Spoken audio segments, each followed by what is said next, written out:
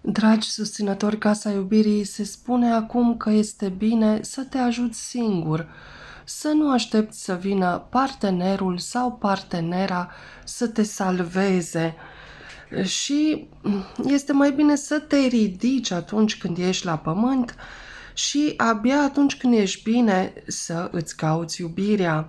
Și totuși există cavaleri pe cai albi.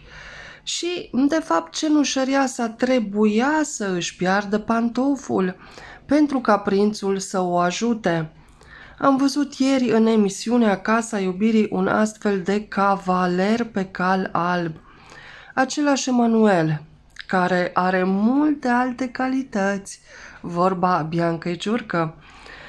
Și acest Emanuel, îl știți foarte bine, este mai mult decât un simplu concurent Casa Iubirii, este un bărbat excepțional, a cărui inteligență emoțională face din Casa Iubirii o emisiune care merită să fie văzută până la urmă.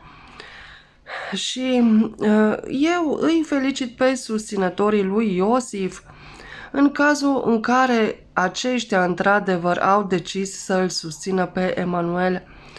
Dar Iosif și boicotul lui împotriva emisiunii seamănă cu situația în care cineva dă foc casei și după aceea iese în curte și țipă că îi intră fumul în ochi.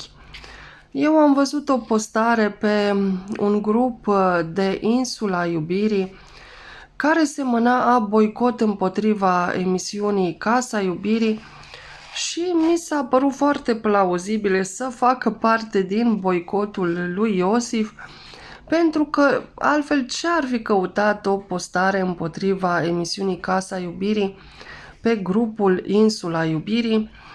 Nu știu ce să spun, nu știu exact cine a făcut postarea. Vă rog să scrieți și părerea voastră. Iar pentru Lucia, este rău cu Iosif, dar mai rău fără Iosif. În gala de astăzi, 12 iulie, vreau să vă anunț că Lucia și Valentin vor împărți cecul de 5.000 de lei, iar gala va fi fără eliminare.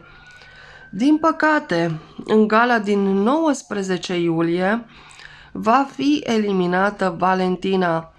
Eu nu înțeleg de ce o fată ca ea a fost eliminată, nu înțeleg de ce o fată ca ea nu a avut șansa să-l cunoască pe Emanuel, o șansă reală, pentru că nu prea a apucat să-l cunoască în emisiune și deja a fost eliminată.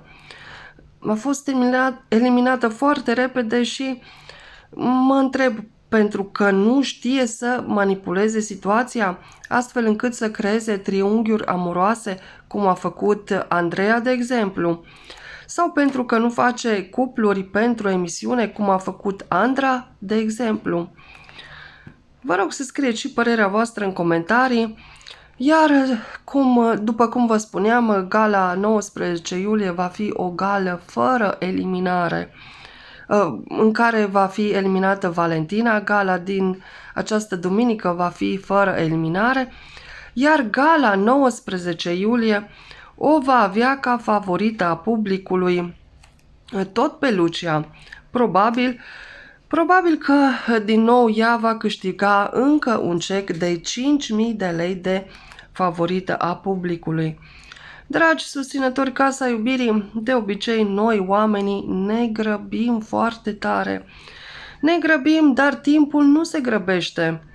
Timpul face lucrurile bune să se întâmple atunci când noi oamenii acționăm din iubire, acționăm inspirat, din iubire și nu din stres, nu din grabă, nu din cauza faptului că alți oameni pun presiune pe noi sau ne cer lucruri, ne cer să facem lucruri, să fim în rândul lumii. Nu știu, voi ce ați sfătui-o pe Lucia să facă, de exemplu? Este Lucia în viziunea voastră viitoarea câștigătoare a emisiunii, așa cum se zvonește încă de la începutul sezonului 5 Casa Iubirii? Vă rog să scrieți un comentariu, vă rog să dați un like dacă vreți și susținere.